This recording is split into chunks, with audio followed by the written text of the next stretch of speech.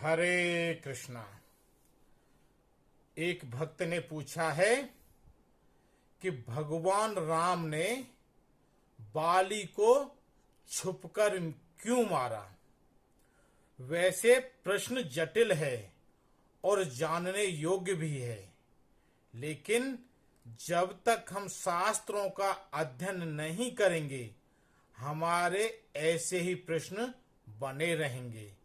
अगर आपने वाल्मीकि रामायण पढ़ी होगी तो उसमें बताया गया है कि जिस समय सुग्रीव भगवान राम की शरण में आता है और वह बाली के सारे जो कुकर्म किए थे, जो भी उसने गलत काम किए थे, बताते हैं, तब राम भगवान बाली को मारने के लिए सुग्रीव के द्वारा उसको ललकारने के लिए कहते हैं।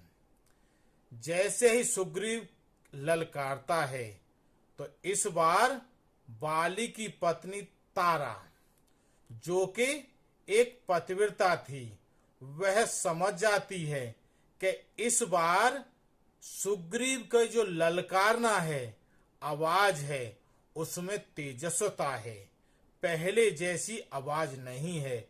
तो वह बाली को युद्ध करने के लिए मना करती है, लेकिन बाली कहता है कि कोई राम नहीं, मैं इसे अभी मारकर आता हूं। जैसे ही बाली और सुग्रीव में युद्ध होता है तो बाली की शक्ति कम होने लगी और सुग्रीव उस पर प्रभाव बनाता रहा। जैसे ही बाली को लगा कि सुग्रीव मुझे मारने वाला है तो उसके पास एक देवता था जो सामने वाले की शक्ति को आधी बाली को दे देता था। उसने उस देवता का आह्वान किया और जैसे ही देवता आया उसने सुग्रीव की आधी शक्ति बाली को दे दी।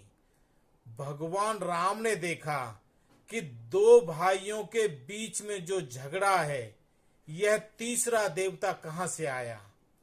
अगर ये बाली के साथ दे रहा है तो मैं सुग्रीव का साथ दूंगा। और उसने उसी समय भगवान राम ने उस देवता के ऊपर तीर लगाया।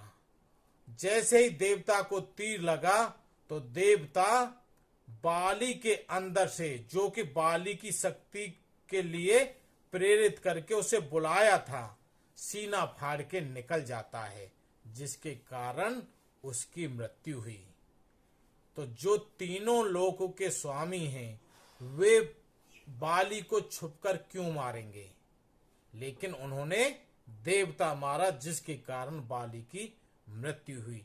इसलिए हम कहते हैं कि आप एक बार शास्त्रों को पढ़ने के लिए उद्योग करें कि वाल्मीकि रामायण या रामचरितमानस में क्या लिखा है, भगवत गीता में क्या लिखा है, भागवत सुनकर परीक्षित को मोक्ष कैसे प्राप्त हुआ। जब यह जानकारी आपको पता चलेगी तो आपके अंदर उल्टे सीधे प्रश्न उत्पन्न होंगे ही नहीं। हरे